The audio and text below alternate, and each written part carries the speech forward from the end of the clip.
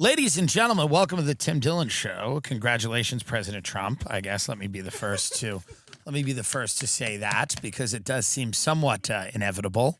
Perhaps we save money on the election. No, I don't know. Of course not. There's a long way to go. There's a long way to go, as Joe Biden has reminded us. There's a long way to go. It doesn't feel that long, especially when you consider how quickly the summer goes. It's going to be over tomorrow. You will be at a Halloween party tomorrow. Because this is the best time of the year. The best time of the year is the time of the year that is the most ephemeral, meaning fleeting. The times you hate, like if this was going on in January, from January to May is an eternity. It's an absolute eternity.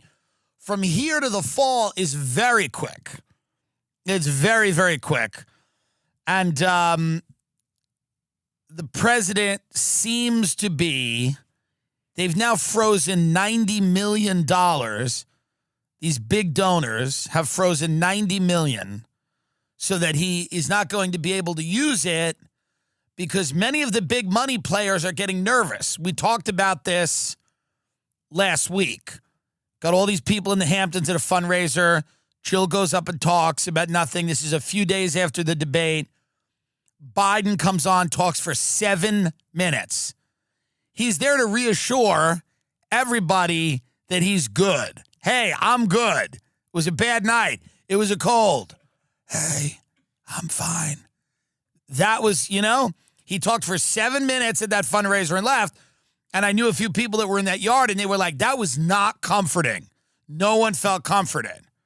I do like the things he's doing where he whispers very forcefully, and he gets, and he's like, and you know what's going to happen? Nothing. I like that. There's something about an elderly person who's determined. My grandmother was kind of like this at the end. They would go to the hospital, and she would sit there and drink her scotch, sit in the chair, and she goes, "Go away." There's something about an old person at the end hanging on to life bitterly. I like it. It makes me feel alive. I like seeing, and some people would call it elder abuse, and that's fine. But I personally kind of enjoy seeing this man well past his prime, demand that people recognize that he is on Earth and that he is alive. It's very similar. There was a show called Dance Moms. Okay? This is American politics. Get it up. Show them Dance Moms. Show them Abby Lee Miller. The great Abby Lee Miller, who's out of jail now. And cancer-free. She's cancer-free. Show them Abby Lee. Get Abby Lee Miller. That's Abby Lee Miller. This show, Abby Lee Miller, the show Dance Moms, was this fat lady who would scream at children, 8-year-olds, 9-year-olds, and they would have breakdowns. They would cry. Look at her. Can we play any of this, or would it be it's a problem, right? They come right to the studio, kill us? Okay. Well, we can't play this. Abby Lee Miller would get all of these girls, these young children, and demand that they do these dance routines and not make one mistake. And if they made one mistake, they knew. You would see their faces. They knew it was over. She would bring them back. And I like the show because I like to see greatness demanded of children. I think it's good. There's something about demanding greatness of the young and the old that I kind of like. So Abby Lee Miller, a fatty bumbati, would bring these girls back and scream at them and then scream at their mother. She'd go, "You made a mistake in the group routine. Look at me, Mackenzie. Look at me right now. Get off your mother's lap. Stand there and look at me. Mackenzie, it is not looking good for you." And then these kids would cry.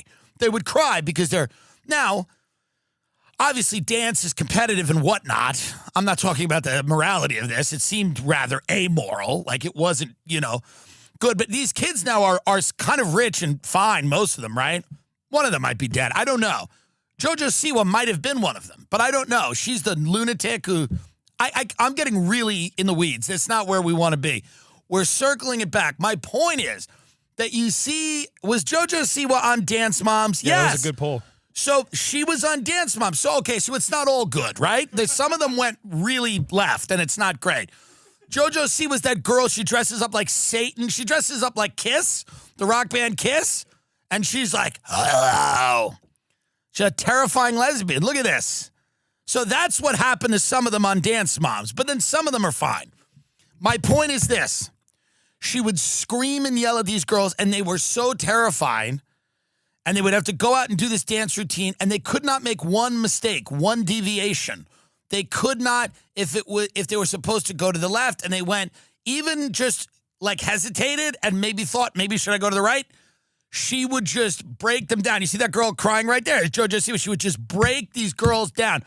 That was watching that Biden press conference. Here's a guy who is way beyond the age that this type of pressure should be put on him. Way beyond the age that he should have any. He should just be sitting like where I'm at, out east on Long Island right now. People have these lazy lives. They wake up, they swim in their pool, they go to the farm stand, they get a tomato, they slice a tomato, they eat it, to put a little salt on it, they eat a tomato, they sit in their yard, they read half of a chapter of a book, they go to bed at 9. That's literally what his life should be. Instead, he's at the fucking G7, G8, G7?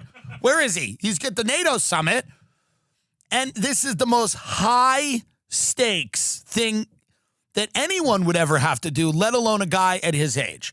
And it is kind of the show Dance Moms, where like you have, he's got the same face that those kids had before they did the routine. They're like, fucking Christ, I can't let this fat bitch down. If I let this fat bitch down, my life is over. They kicked me off the competition team. And if I'm off the competition team, I'm not competing. And if I'm not competing, what do I have left to do except get pregnant and take pills? And that's really, Biden's like, if I leave, if I stop competing, I'm dead. If I'm out of the White House, I just disintegrate and die. Every article is about like what a schmuck I am, how fucking I gave the country back to Trump, and he's miserable. I feel for the guy a little bit. Not a lot, but a little. But I like seeing there's something about, and that's why the show Dance Moms was fun, because you watch the kids and you're like, don't fuck up. Don't fuck up. You know what happens if you, Mackenzie? You know what happens if you fuck up. Mackenzie fucked up a lot. I don't know why. She was just not. This routine is not dialed in, you're all gonna get the wrath of Abby Lee Miller. So Joey B, let's play some highlights from this very high stakes press conference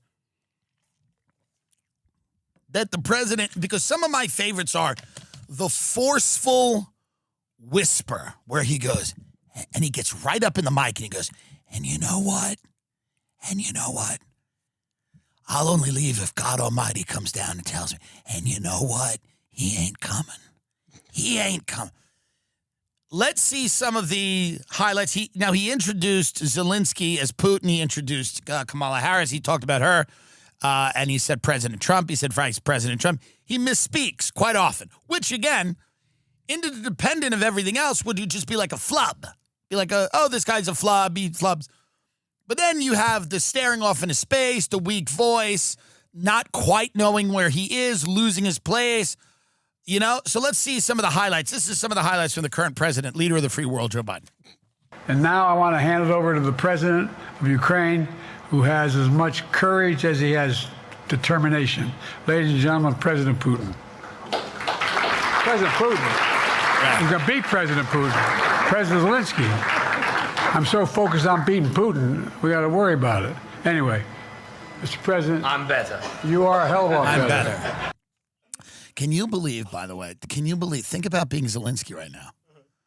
Zelensky's whole country's been torn apart because he's been given these assurances that the United States is going to stand by him no matter what, okay? Can you imagine that? Zelensky, look at his face. He knows.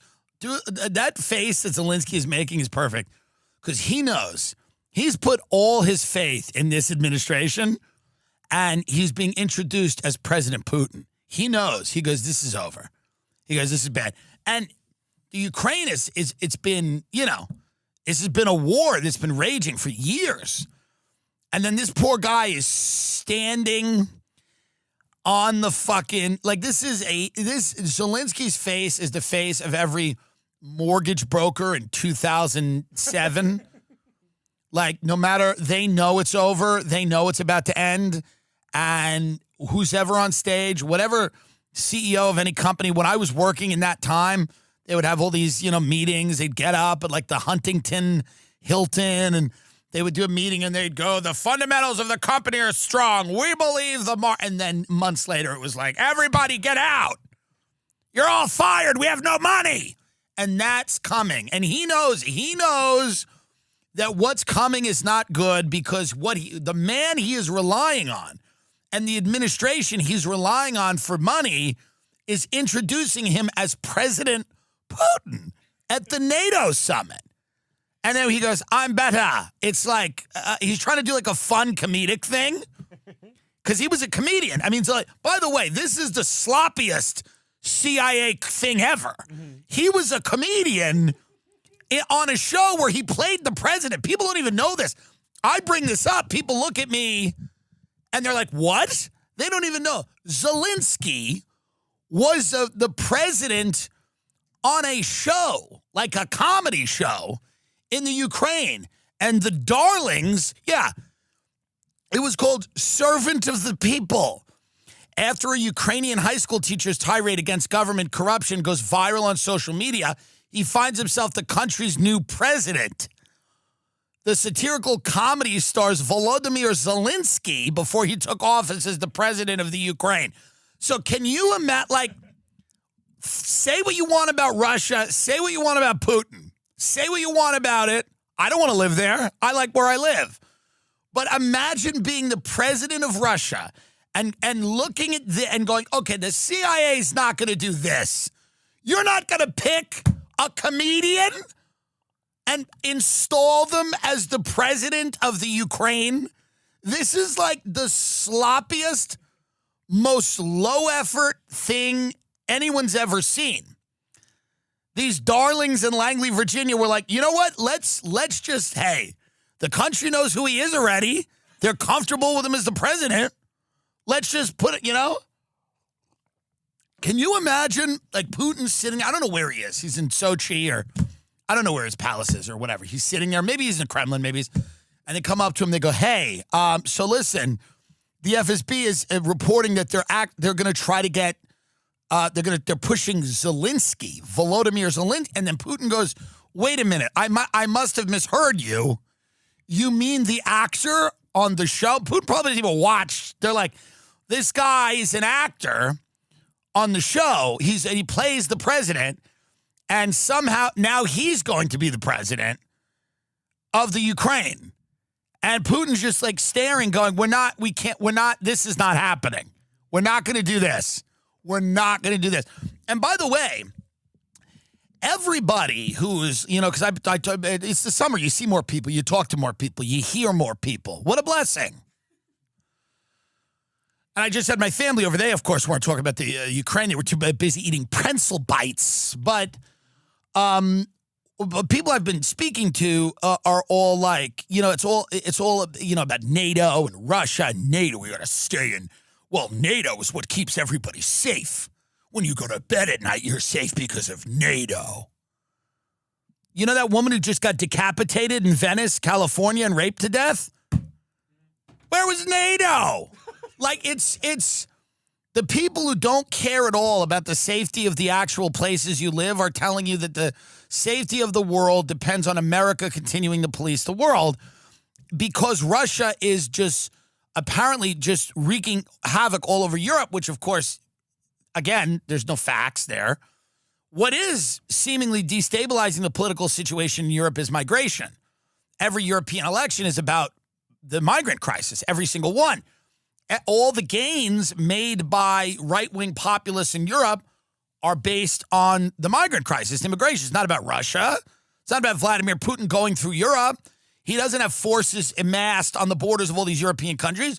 The political situation in those countries is deteriorating, based on people's response to the mass migration of people from one part of the world to another. You may agree with it. You may think it's good. You might love it. You might hate it. You might think it's bad. But you can't argue that it is the singular issue that has destabilized Europe more than anything else, certainly more than Russia. But I'm just looking at this guy Zelensky's face when Biden goes, welcome to President Putin. Because he understands now that, like, this was a weapons sale, the Ukraine war, for us. For them, it's a war for their independence, and, God bless. I mean, again, I'm not like, I feel terrible that anyone's dying in any war. I don't want them to die. But for our government, the sweethearts in our government, honey pie, hey honey pie, all the sweeties and honey pie, because it's summer, I'm trying to be sweet. All the sugar honey iced tea, for them it's just a weapons sale. And what NATO is primarily for them is a weapons sales catalog. It's a catalog. It's like Land's End. You've got a Land's End catalog in your house, you open it up, you're like, that raincoat's nice. Land's End is a catalog for white people. It comes to their house, they open it up, and they see white people doing white things, walking labs, sailing, being by their lake house, walking on the beach. Get a Land's End catalog. Get Land's End and hit image. So Land's End is just white people being white, and there's catalogs that go to the house. There it is, and then they have a very white black girl as well. That's lovely. But it's a catalog where they want white people to just buy, it'll be like, right, there you go. Well, the Land's End, right, fishing and all this stuff. NATO is a weapons catalog. It is a catalog that comes to every country in NATO once a month, and they go, which one do you want? What would you like? What missile are you in for this month? You got to get something. It's a catalog. It just comes in. Did NATO come? Yeah, we got it. I like this. And what NATO is, because NATO is just a defense alliance, and it was very understandable after World War II, and there's parts of it that probably make a lot of sense today. I think expanding it all over the world and pushing it in Russia and China's face, not so good.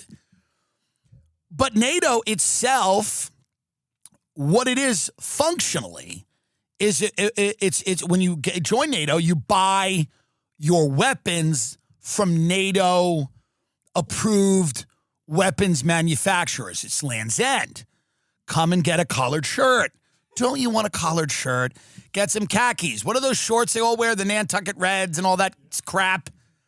It's Land's End. So NATO is a weapons manufacturing alliance where people go buy the weapons from our people and then point them in the direction of the country that you anticipate you're going to go to war with next. This is the whole Ukraine war. Is what the whole thing's about. They all thought that Ukraine would join NATO and get a bunch of missiles and then point them at Moscow, and Vladimir Putin would be like, this fucking comedian, I love him. I love him. He is so funny. But instead, of course, you have a bloody and terrible war. Now, of course, many people have been telling me I'm wrong about all this. They are wrong, and isn't that fun? But that's what it is. So Joe Biden is at the NATO Land's End Catalog Weapons Conference, pledging that he will continue to sell weapons to everyone under the sun for any reason. He's giving 500-pound bombs to Israel. Now, let me explain to you, because a lot of people have educated me on this, too. All of the footage coming out of Gaza there, people are saying is fake. Like, we are being totally manipulated. And when Israel kills a baby, I'm being told it's not a real baby. No, well, why are you mad at me? Why would you be mad at me? I'm the messenger. You don't kill the messenger. That's not nice. When you see a baby go kaboom, it's actually not a real baby. It's fake baby. And you're being propaganda. You might look at this and say massive loss of life. Some would say genocide. But actually, it's not. It's actually just a collection of old movies that you're watching, and it's not true. It's a lot of like Independence Day. No, it's just pulls. The first Batman with Michael Keaton. They're just showing you things. But this is the argument. This is what people say. People told me this. They go, actually, that footage is not real. I go, what do you mean? They go, well, the footage, it's actually heavily doctored and manipulated. They're actually showing you videos of other times Israel's killed them. And they're editing it. Now, so people are just, so Biden is sending 500-pound bombs to Israel now. Can you get up where Biden says he's not sending 2,000-pound bombs to Israel? It's the greatest thing ever. He goes, we're just sending 500-pound bombs. And I'm not trying to fuck up anybody's money out there with my dumb little show. I'm just telling you what exactly is happening when we talk about NATO. We talk about NATO like it's some type of like I don't know, like a summer retreat we're all going on. Yeah, we're here at the NATO conference. Good to see my bros. I fucking love you. Poland, what up? It's fucking NATO. It's a weapons it's a ring of weapons manufacturers that all happen to have offices in Virginia and D.C. And I'm not saying people don't need weapons or that we shouldn't have weapons, but like, let's just be honest about what all of these things are. It's like NATO is not like a high school reunion. They're putting it out there like it's some type of like, we all rented a big lake house and we're going to have a fucking crazy reunion. It's NATO. NATO's a defense alliance. It's fine. I get it. But when you talk about NATO and you understand why NATO potentially makes the world in certain areas volatile or unstable, it's because NATO is going around the countries going, buy these weapons and point them at him. And then when that guy starts going nuts, they go, what's wrong with him? He's sick. He's sick. He's actually sick. He's a dictator. He's evil. He's going to get it. And you go, but you just sold, what? And we're all supposed to be like, yeah, that's the way it is. That's actually the way it is. We're the good guys. They're the bad guys. It's 2003 all over again. Put them all in Afghanistan. Put them all there. We're going to put them all in Iraq, and then they'll never attack us. But they didn't really attack us. Shut up! We're going to put them all. The Afghanis need them all. But actually, we're kind of attacked by the Saudi Arabia. Shut up. You fucking... Okay, let's watch a little bit of this. Joey B. Doubling down. We'll help you find the bad guys. Sinwar and Company. By the way, just stop for a second. Just stop for a second. Do you realize that none of it changes from George W. Bush through it's some are more eloquent than not, but it's like the same thing. We're gonna get the bad guys. Where are the bad guys? You want to find the bad guys? Now, Sinwar's a bad guy. We get it. Ismail Sinwar. Or is it Ismail Haniyeh? Ismail Haniyeh runs a political arm of Hamas. Yahya Sinwar is the guy on the ground planning things. Both, full disclosure, both are patrons of my show, patreon.com, Tim Dillon Show. So our audience is huge and it includes a lot of people. So that's Yahya Sinwar. So I'm not saying he's not a bad guy, but the way that our government talks to us, I mean, it's like, this is like explaining something to my godson is 3. We would not treat him this way. We would explain to him things. But keep going. Sorry. All this criticism about I wouldn't provide when the weapons they needed. I'm not providing them 2,000-pound bombs. They cannot be used in Gaza or any populated area without causing great human tragedy and damage. But remember what happened when you had the attack on Israel with rockets and ballistic missiles. Sounds good. I was able to unite the Arab nations as well as Europe, and nothing happened.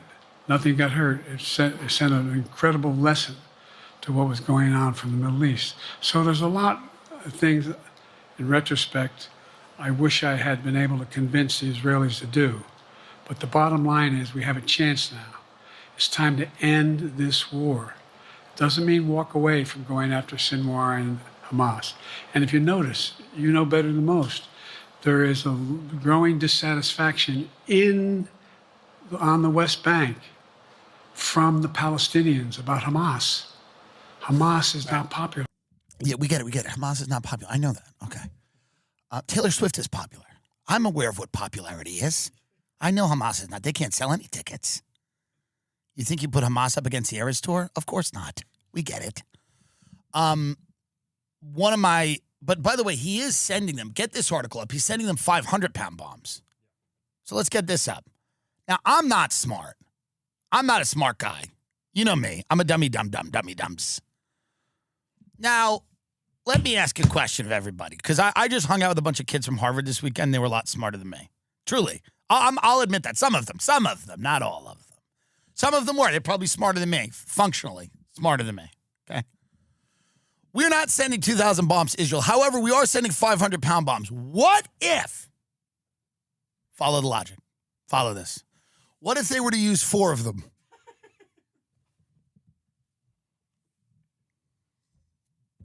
See what I mean? See how easily you can get to 2,000-pound bombs from 500? See? Interesting. I'm not a mathematician. I'm not. I was somewhere, and I'm not going to say where, but I was somewhere, and a woman came up to me. She goes, I want to thank you. My mother loves you because you always speak out for Palestine. I said, thank you. And I don't say anything crazy. All I'm saying is that we should, all I have said about this whole thing, truly, is that we should kick the Muslims and the Jews out and give the area back to the Christians. That's been my consistent position, that you take my fat aunt and my fat uncle and put them on a Carnival cruise ship and sail them there, and they can get out and they can walk around Gaza with Triscuits and potato chips and onion dip and marvel at the sights of the Holy Land. I have said that the Jews and the Muslims have both lost the ability to I'm just sick of it. The Christians are coming back. That's been my position. But no, there was a very nice woman who said that to me. And I did. And by the way, everyone who and who was watching my mukbang for Gaza, where I ate a bunch of hummus and I kind of fell asleep on the couch, but still thank you. Because it's something that I've done. Mukbang for Gaza. Me and Trish Paytas might nail that down. Mukbang for Gaza. Because I want to do something, and what am I going to do? Well, what am I going to do? I can't protest at an Ivy League school. I don't even attend one. Or as Biden would say, I don't attend one. Get up where he is. Can I be in NATO? We're going to get to a point where individuals can be in NATO. People are going to get so rich, not me, but others will get so rich, they are in NATO. They're going to be like, NATO is Poland, Finland, the UK, the US, and Jamie Dimon, the CEO of Chase. He's in NATO as well. He has a nuke. Very soon they will have nukes. Like Bezos will have a nuke. Bezos is going to be the next country admitted into NATO, by the way. They're going to be like, we can't keep you safe unless you join NATO. You join NATO now. By the way, I will say this. Get up where Biden's talking. Please get up where he's talking about people getting shot in America. It's the greatest thing in the world. This is the funniest thing ever. Biden starts losing it. Because like a man at his advanced age, Biden, and this is the most interesting thing to watch. And by the way, this does... Like, I don't want to have sex with elderly people. That is kind of sick. I forget what they call it. I think it's gerontophilia or something. But there is something, I have an appreciation of the elderly that other people don't have. I've always liked the elderly. The elderly keep theater going because no one goes to see plays or you know what I mean? Yeah, gerontophilia. I don't have that. I don't want to have sex with the elderly. But I'll tell you this. I do like that the elderly keep theater going. Certain restaurants are only good because of the elderly. The elderly does serve a purpose in American life. And I think we need to keep them around. I'm not one of these guys who's just anti-old people. I do believe in the elderly. But what's interesting about the elderly is they have flashes of rage. They get angry. And my grandmother used to have things. Her scotch, you'd hear the ice clinking in her scotch. And she'd go, if you keep eating so much, you're not going to be able to fit through the door. That's what she would say. And I mean, the woman was hilarious. She would go, I'd come in with a bag of McDonald's and start taking things out. She'd go, you should get one thing. And I'd go, why? She goes, because you're one person. She was always enraged. You and your mother are disgusting. You just go out to eat and you just sit there and you eat for hours. It's disgusting. She was great. Like the old are great because they're almost there. They're almost at the finish line, whatever it is. And what is left? Who is left to impress? Who is left? That's why it's so hard to get this fucking guy out, because he goes, so what? So what? My next act is literally death. Leave me alone. I'm not going anywhere. And they're going to have to send in Pelosi and Obama. They're going to have to send in people to sit him down and go, Joe, and hold his hand and get him there. They got to get him across the finish line. They're going to have to get him there. But let's watch him kind of lose his mind now about... Now, this was apropos of nothing. I don't really know where this came. It was clearly obvious that he had the questions beforehand in the press conference. Also, the media was asking, they were pointed questions. They weren't like the most aggressive. I don't think anyone asked why there was a Parkinson's doctor in the White House 10 times. But so now watch this answer. It's the craziest thing I've ever heard, but I liked the passion. I kind of like it. I think we have to finish, and how we can't afford to lose what we've done or backslide on civil rights, civil liberties, women's rights. There's that little button we have. Control guns, not girls. I mean, the idea, we're sitting around, that's where Kamala's so good as well. We're sitting around. More children are killed by a bullet than any other cause of death. The United States of America. What the hell are we doing? What are we doing? We got a candidate saying, promise the NRA, don't worry, I'm not going to do anything. I'm not going to do anything. You got a Supreme Court that is what you might call the most conservative court in American history. This is ridiculous. There's so much we can do still. And I'm determined to get it done. It's about freedom. And by the way, I'll end this. Well, I'm not going to do that. Haley has to come up too. But I remember I made a speech on democracy in Philadelphia at Independence Hall. And I'm not being critical, just observing. The bulk of the press said, what the hell is he talking about that for? Democracy. You did. Democracy's not an issue. Democracy's not an issue. Except the polling data showed 60% of the people knew I was right, thought I was right. I'm not asking you a question. You don't have to answer, obviously. See, this is like, if this was your grandfather or something, it would be tough. The fact that he's the president, the reason that, I don't feel any kind of shock about any of this is that we all knew this and it was obvious to most people. And not to repeat, I don't want to keep repeating all the time, but like this, we all know. This is like if a bunch of people decided to rob a bank and then one of them got caught and then all of those people decided that it was actually that person's idea and they were the only person who did it. I mean, this has been a con forever. Everybody got caught and then everybody's decided to throw him under the bus. And I think him and Jill are like, hey man, you guys knew what was going on. You knew how bad it was. And now you're all turning on us and fuck you. Fuck you. We all robbed that bank. We all ran into the bank together. This guy got caught, and now everybody's turning on him. Ben Affleck's 18-year-old daughter has lost her mind, which again, here's the thing. When you're a child of a celebrity, there's nothing good that can happen. Here's what happens when you're a child of a celebrity, by the way, or any really successful person. It's very, very, very difficult to have any normalcy in your life. So I'm not attacking this woman if she identifies as a woman, and I don't know. I imagine she does. It is very difficult to live any type of normal human life when your father is Ben Affleck. It's not easy. Now, many people would go, yeah, but I don't feel bad for her. They're fucking rich. And I get it. I'm not saying feel bad for her. I'm saying the psychosis that you're witnessing here is because, it's been difficult. Now, let's watch her. By the way, the most well-adjusted celebrity child is like Chet Hayes. He's like, truly. Tom Hanks' like white rapper son who speaks in a Jamaican patois is like the best celebrity kid I've ever seen.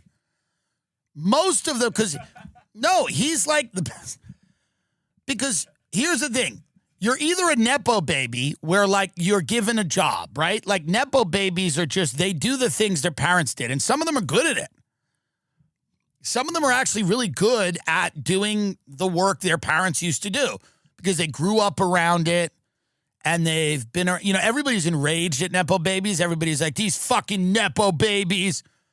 Yeah, I get it. It's annoying. It's annoying. Is this a list of Nepo babies? Yes. Yeah. Can you read some of their names or can I see some of their names? I just can't. This is Maya Hawke. That's Ethan Hawke's daughter. Yeah. This is Lily Rose Depp, which is Johnny Depp and the model's daughter. Lily, what's her name? Something Kravitz, Zoe Kravitz.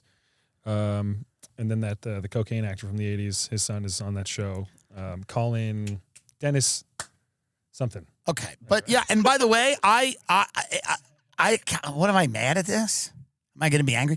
People get angry. People in my business, the entertainment business, get angry at Nepo babies because they are enraged that these people had an easier path to success, which is true, but somewhat unavoidable. If you grow up and your father or mother is a famous actor or actress and you watch them, and you meet the directors, and you are in that world, there is a chance, not always, but there is a chance, and if you're taking acting classes from a young age, that you're good. Some of these Nepo babies are actually good. So, I don't know what to tell. I saw a play in New York recently, and it was Warren Beatty's granddaughter, I believe. Was it granddaughter or daughter? Granddaughter? Who cares? Granddaughter was in the play, and she was really good. You know what I mean? So what are you supposed to do? You're supposed to walk out and go, well, that was Warren Beatty's granddaughter. Fuck her. You just go, oh, she was really good. It was Annette Bening and Warren Beatty. That was her, right? Isn't it? Was yeah. Yeah. So it's a Warren Beatty and Annette Bening's daughter, Ella Beatty. She was really good in this play in New York. What are you going to do? Yeah, she killed it in the play. Dude, she was great. What am I supposed to walk out of the play and go, that role should have went to my friend. My friend should have got it. Now listen, some talent gets transferred through genes to the children. Not all talent does, but some of it does.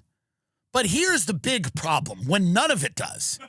When none of it does, they are fucked. Meaning, if none of the talent from mom or dad goes into the baby, it's a problem. Now, I like Chet Hayes. He's done very well considering none of Tom Hanks' talent is present in Chet Hayes. None, from what I see. I'm not saying he's not a nice guy. I'm not saying his music doesn't have some, it's not fun to put on. I'm sure it is.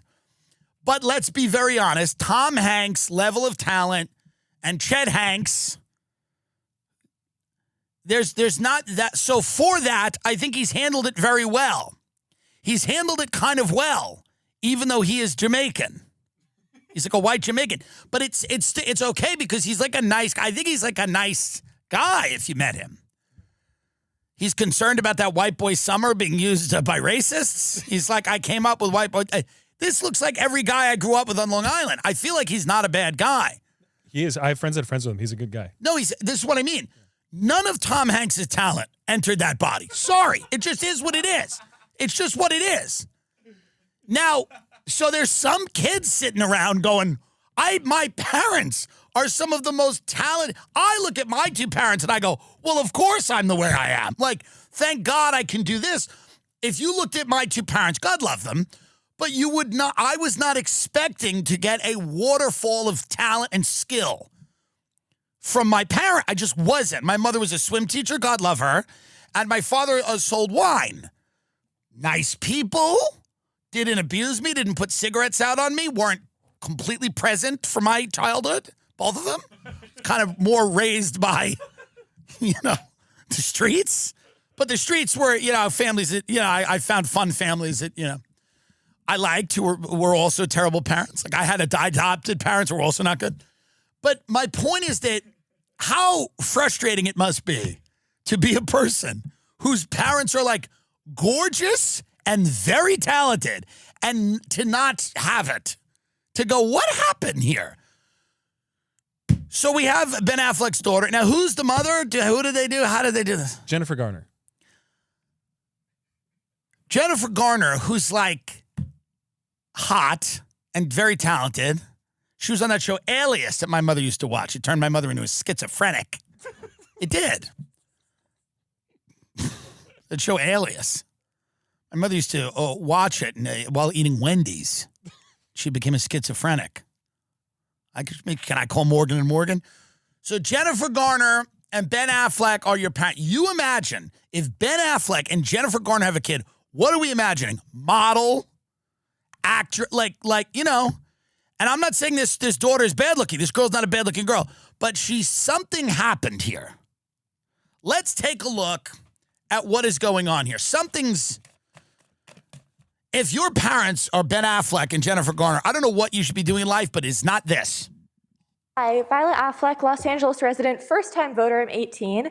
I contracted a post-trial condition in 2019. I'm okay now, but I saw firsthand that medicine does not always have answers to the consequences of even minor viruses. The COVID-19 pandemic has thrown that into sharper relief. 1 in 10 infections leads to long COVID, which is a devastating neurological cardiovascular illness that can take away people's ability to work, move, see, and even think, stands to exacerbate our homelessness crisis, as well as the suffering of many people in our city. It hits communities of color, disabled people, elderly people, trans people, women, and anyone in a public-facing essential job the hardest. To confront the long COVID crisis, I demand mask availability, air filtration, and far UVC light in government facilities, including jails and detention centers, and mask mandates in county medical facilities. We must expand the availability of high-quality free tests and treatment, and most importantly, the county must oppose mask bans for any reason. They do not keep us safer. They make vulnerable members of our community less safe and make everyone less able to participate in Los Angeles together. Thank you. Okay. Well, this is kind of what happens when your parents are very talented people and you're going, what happened? What happened? You know what I mean? That girl should be in London. She should be living in London right now. She should have a fake British accent. She should be trying to be an actress. She should be like living with like a lord. You know what I mean? She should be doing nothing. And I get it. She's trying to save everybody and get everyone to put masks back on. It is funny, though. It really is one. It's like when you're a kid of a celebrity, it's one of two. It's one of two. It's like, Nepo baby, you're in the thing, you're in the machine, you're talented, or it's whoa. It's like way the other way. It's way the other way. It's going to be interesting to see what that generation does. And I tend to believe my cultural predictions have always been the 80s are coming back. Getting in shape is coming back. People being more financially responsible is coming back. Religion seems to be coming back for the good and the bad of that. I think the suburbs are coming back. I think Zoomers have watched a bunch of millennials pour into cities and follow their dreams, and all those people are broke because many of those people wanted to work in some creative adjacent field. They wanted to work in the media. They wanted to, pursue something that, quote unquote, made them happy. And I think people are seeing that they all are mired in student loan debt. And they're all in their mid to late 30s, and some of their lives are a mess. Some of them are in their early 40s. And Zoomers are looking at this and going, I don't know, maybe it's just better to be a roofer and live in the suburbs and get a hot wife and procreate young. And I think that that's the new trend that I see coming back. What my prediction culturally is that the new thing coming is pragmatism. I believe pragmatism is coming back. I've been mediating on this and thinking about it because I think a lot. I should be doing other things, frankly, but I'm thinking about it. And the people that I talk to of all ages are starting to embrace what I call some type of realism, even on issues like the Ukraine and stuff like that. There seems to be more of a desire amongst young people to embrace ideologies that are not inherently contradictory and complex. We're kind of going back to basic doesn't mean bad. Simple can be very good. And we've overcomplicated life. And I think people are starting to realize that. And they're starting to go, I don't need all this crap. I don't need this. The things that convey status no longer do. The idea that having all of this stuff is going to make me happy, or pursuing this dream that I really, if I get honest with myself, don't really want to do. There's a lot of people that don't know. They moved to Brooklyn to be different, but they don't know what that is. They don't know what work goes into that. And they just spend a lot of time drinking and hanging out and standing around, and one of their friends got successful and they're like, I'm so happy for you. I love you. I love you. I'm so happy. I love that for you. It's so exciting. Are you going to her book party? And then eventually they just go, I just want to get dicked down by a roofer and live in the suburbs and eat out of cans, you know? But I think that's going away through the cans. But I mean, I think pragmatism might come back. People might start understanding that, like, you know, life isn't, we keep trying to reinvent everything, and technology for sure has complicated life. And there's a lot of benefits to it. But as it's complicated life, I think people themselves have seen their own mental health deteriorate, the collective mental health of society deteriorate. They've seen people explaining things to them that don't really make any sense. How many hoops do you have to jump through to talk about the discrimination, that pregnant men face? The society hasn't done enough for pregnant men. You have to really jump through hoops. It's not easy. It's not peanut butter and jelly, yum, yum good. It's like, sit down. So you have to start using words that were made up 10 years ago. You have to start inventing classes of people that don't really exist or exist in very small numbers, and then blowing their stories up to be indicative and representative of things that they're not. And so I think people are kind of rejecting. I don't think this is inherently a political thing. I think the right does this too. I think they do it in their own way with their own people. They have their own. Victimhood is so attractive. There's a lot of people right now that it's like, the hangover of like the anti-white male stuff, which is like not really going on that much anymore unless you go look for it. And so the people that are kind of still living in 2020, still talking about woke, it's woke out there. It's like not. It's swinging the other way. Like, just, you got to relax, folks. Like, the idea that freedom of speech. Shut up. Nobody's stopping you from talking. Yes, there was a time people were losing their jobs, their livelihood. We get it. I was a guy on the forefront of telling everybody, we shouldn't do this. You shouldn't do it. You should let people say what they got to say. But now just hearing people that are just like, they're like on a years-long delay about everything. Years later, they've realized everything. Well, the colleges are woke. What? It's crazy. There's such a delay. Ladies and gentlemen, you know me. I love talking about car accidents. And the summer is going to have lots of them. Lots of people are going to be in accidents. And the first thing you should think about is once you've maintained, you figured out how to, ensure your physical safety, you got to go out and get yours. That's what it's about. If you're ever injured, check out Morgan & Morgan. Their fee is free unless they win. They are the largest injury law firm in America. They have 100 offices nationwide and more than 1,000 lawyers with over $20 billion recovered and with 500,000 clients.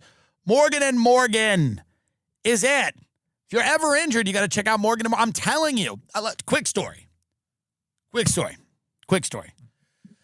My friend was going down the Long Island Expressway with his whole entire family. He had 3 children and his wife. Okay? A drunk driver hit my friend. He called Morgan & Morgan immediately. He ran out of the car to find cell service because it's very hard. As you head out east on the island, you lose cell service. His family was screaming in the car, let us out, get us out.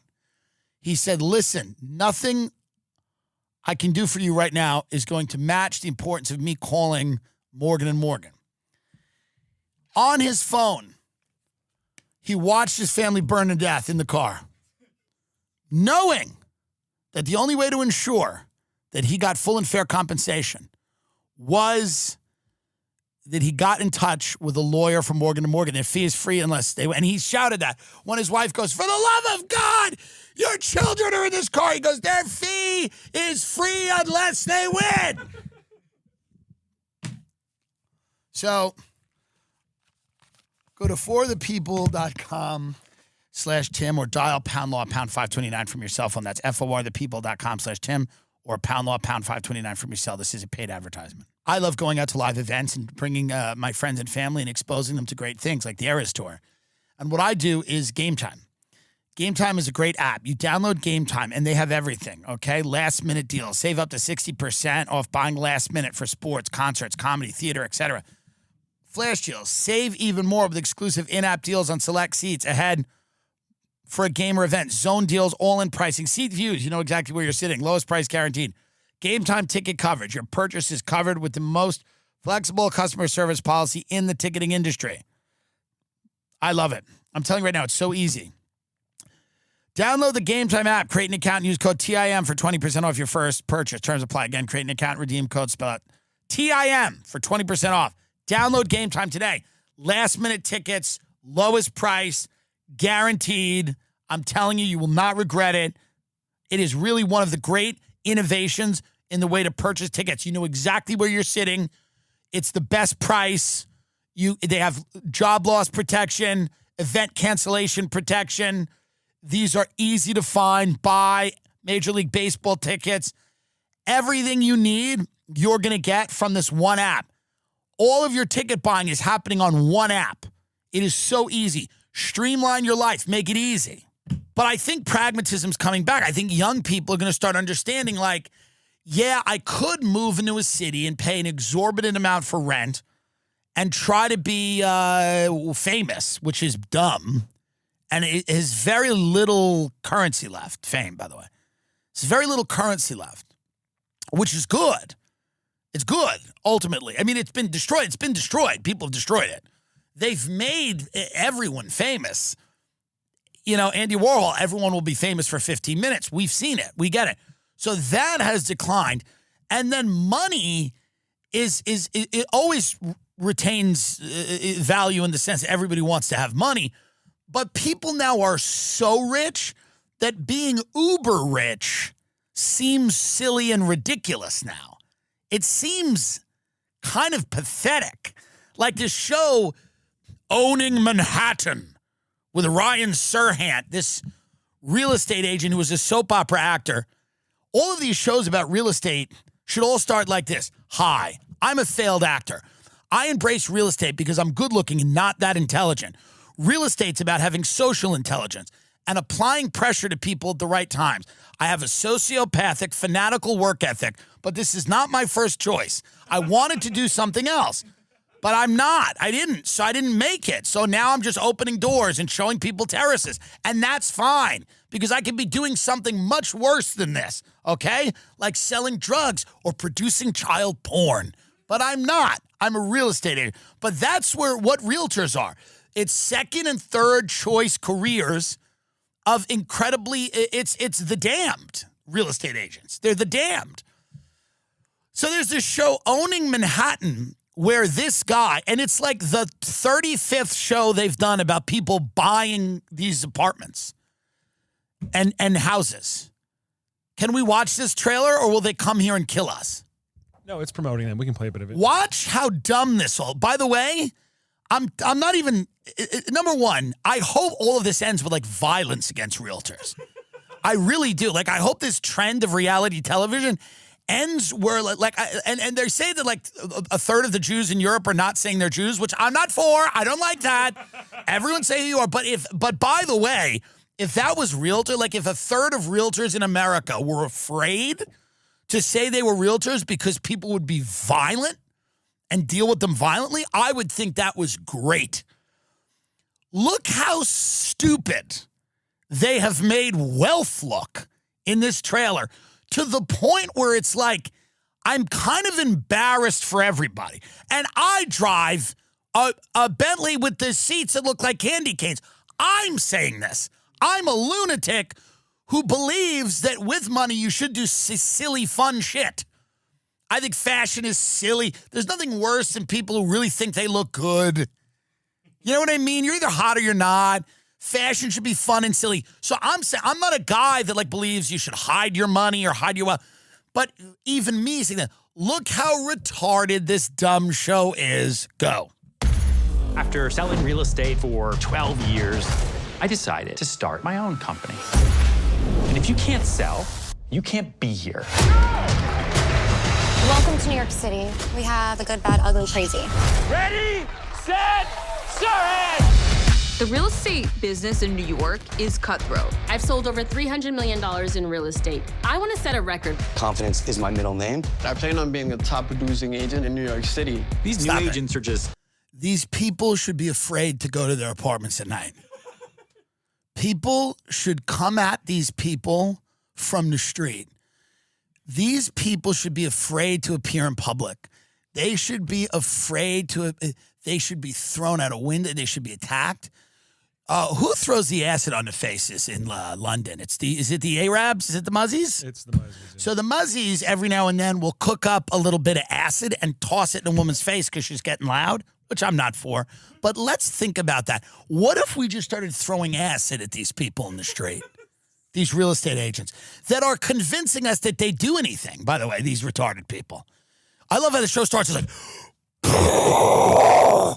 real estate in New York is a blood sport. And if you can't sell, you can't be here. 90% of every real estate office is people doing nothing. Nothing.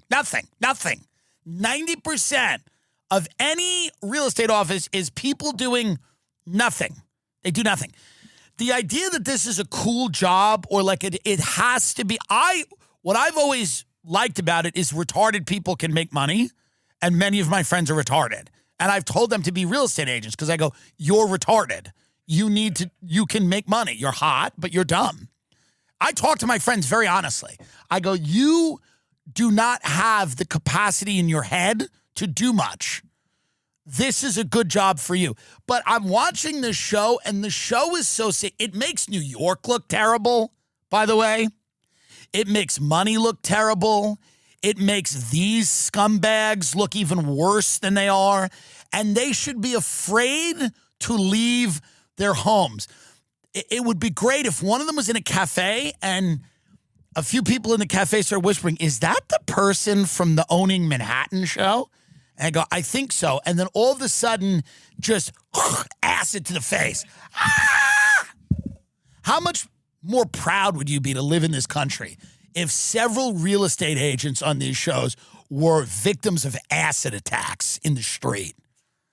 And then they'd have to be on season 4 with their face, with all the acid burn on their face. And they'd be like, an acid burn couldn't stop me. I've just listed the biggest penthouse in Chelsea. And she's just got her face, looks like boils and burns from the acid. I'm not advocating violence. I am saying, yes, thank you for giving me the thumbs up because I get very close. I'm saying the real estate agents on this show should fear for their lives. Do you understand what I mean? Because of I love New York. I actually love real estate. I actually love all of the things that they're destroying here. They're destroying it. I actually love real estate. I like it. I appreciate it. I think it's important to a city, architecture, people caring about old buildings and rehabbing shit and making. And I watch some of this crap because it does work. But I just feel that the people that are on these shows should be afraid to go out in public because there would be a chance that someone might throw them in a van and they would never be heard from again. Let's watch the rest of this trailer. Different. I'm like a Ryan Serhan and a Kim Kardashian combined. This is my competition? Okay. Welcome to the most expensive apartment in the world, $250 million. It's not nice. Stop it right there. It's not good. That's not good. Here's the deal. You would never, this is how silly it's getting. You live in that apartment every day and you're cooked by the sun coming in the summer and then it's gray for a lot of the year. You've got this amazing view of Central Park, fine. But it looks really soulless. All the new construction that's going up looks soulless. They all look like casinos in Macau because they're trying to sell them to people that own casinos in Macau. So there's no character in it. They just put up these boxes, okay? And the price of this apartment, I believe, is $250 million. That's so absurd and disgusting, and it bears no reason. What it really is, it's a vertical money laundering scheme, okay?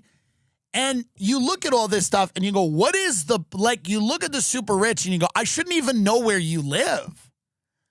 I shouldn't even know where you live. You've ruined it. I should barely know your name. I should not be seeing your kitchen. You should live somewhere. I shouldn't know how much it costs. I shouldn't know where it is. You should only pop up like rarely. You should come on TV and go, every death is a tragedy, but the cancer that we're seeing is not linked to our product. And we think that anybody making those claims will be dealt with legally. And then you go away again. We should never, this accessibility we have to the super rich, the idea that they're letting these low rent failed actors who have accomplished nothing showcase all these things. It has demystified it and it's made it kind of pathetic. And you're looking at it and you're going, this kind of sucks. It's actually not great. Why would anyone pay $250 million for that? And we'll watch the rest of this, but there's one more thing I want to comment on, but watch the rest. You're going to get $10 million. So it's time to step up and sell. Get into the view. Wow. You're at the 1 yard line. I know. 11-8. All cash? Do we have a deal? Yes. I made that building sexy as sexy. Are agents happy here? Everyone in this industry is stressed. I do feel like I need to prove to you something. You do. You don't have to like me. You will respect me. I know there's nothing wrong with this product. If it's not us, it must be you. They're sharks, and when they smell blood, they're gonna come. Stop your Like, am I in real estate or am I in a freaking sorority is how I feel sometimes. I want to conquer all of New York. I know I can make it here. This makes you want to live in Missouri. No, really. No, absolutely. It actually makes you want to live in Missouri because this is like heinous. This is disgusting. The way that these people think of themselves and their mission, I want to set a record. It's meaningless. Your lives are meaningless. It's a meaningless thing. It's an absolutely meaningless. Selling a condo is meaningless. It is you are a transactional nothing. You're not a part of anything. You didn't design a bit. You're nothing. There's no humility. There's no self-awareness. It actually is a bad look for the city, and it is a terrible look for that industry, which I think probably will eventually radically transform and go away because technology has gotten so good now that eventually I think the job of what a realtor actually does will be called in. But there's just something so grotesque about this. The way they're selling it, like, it's new, you make it here, you make it anywhere. I'm a real estate agent. I'm in New York to follow my dream of opening doors for Chinese billionaires. That's all they do. All they do all day. They open a door, and then the person who's previewing it for the Chinese family just walks around, and then they get on the phone, and they go like this, and then they walk out. And these people act like their lives have any value or meaning. They don't. So they should be afraid to be in public. The people that have been on these shows should be afraid to be in public. They should be afraid for their safety and their health and their families. Because every now and then what's fun in Russia is a few of them get thrown out the window. That's fun. Every now and then one of them will just, and get like impaled on a, that's fun. I'm sorry. For all Russia's problems, that is fun. But none of that happens here. No realtor here gets thrown off a building. But it's just the worst. And I love New York City. And it's sad when I see, like, this is who's living here. This is what we got. These people are what we're doing now. These people are New York. That is such a terrible advertisement. It is the opposite of cool. It is the opposite of everything New York represented for a very long time. These are corporate fucking slime. These are the type, and by the way, New York's always been about money and Wall Street and crazy, but about crazy, eccentric nut jobs and people that worked, 3 hours. But this basic bitch kind of like delusional narcissist that is running around, that's pretending to get excited about bathroom tile is such a terrible advertisement for New York City. And actually, all of these shows are a terrible advertisement for wealth. They're a terrible advertisement for money's sake. Power! Not just money, power! Money for money's sake is stupid. It really is. You're missing it. You're supposed to want power, not just money. But all the people who've gutted our country, don't care about anything, have literally turned this country into just some type of bank. It's just Deutsche Bank or the Bank of Credit and Commerce International, BCCI, from years ago, that CIA slush fund. That's what it's the whole country. The whole country now is a slush fund. It's a Cayman Islands. No one cares what happens to it. No one cares where it goes. No one has any civic virtue. Everybody's just trying to cash out, grab whatever is left and go. All of these people. And you see how silly it all is, how stupid it all is, how meaningless it all is. I own a building. I own the most expensive penthouse. So what? So what? You have nothing else. You have no influence. You have no power. All you have the power to do is suck more money out of this bloated corpse of an empire. But it's not interesting. Where's the next generation of people that's going to lead the country? Shouldn't the elites be doing that? Shouldn't some of what they're doing involve, like, hey, guys, some of you are going to step up and lead? Who's doing that? No one's doing that. They don't care. We have nobody. We've got a corpse. Where's the young people trying to get involved in politics? Nobody wants it. They ought to be billionaires. Every young person just wants to be a billionaire or a rapper. Why are we not focusing on every young person goes, I can go into politics or I could just make billions of dollars in tech. Why would I don't give a fuck what happens to the country. I just want to put a hoodie on, and I want Peter Thiel to give me a bunch of money, and I want to come up with some app, and then I want to go build a fucking weird architectural fucking strange-looking lair somewhere in Northern California and stare at fog.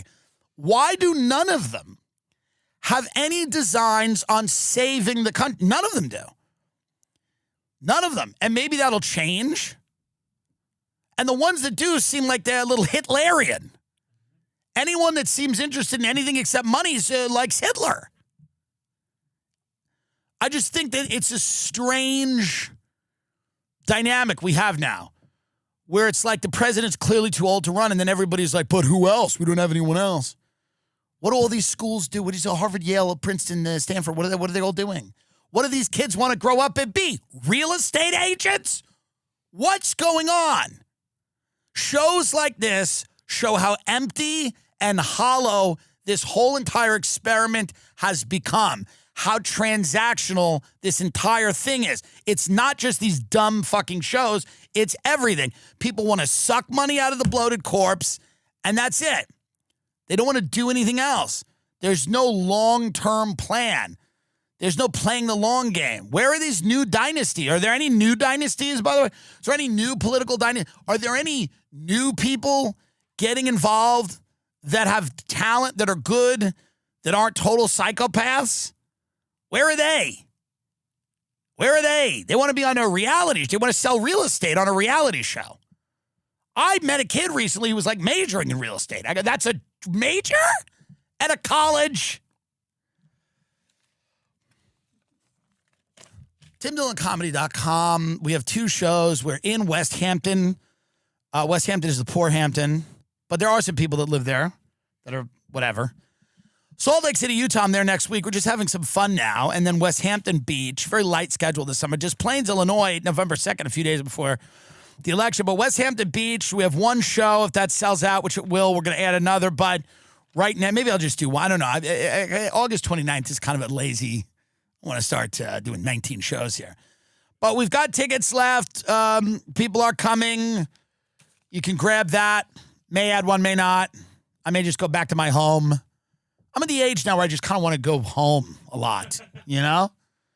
39 years old, I just don't care about anything. You know, you just start to get to an age where, you know, I like going out and listening to people too. That's fun. I like hearing perspectives and going, all right, well, we got that. We got that one. We got that one. Yep. Like my aunt's like, we got NATO.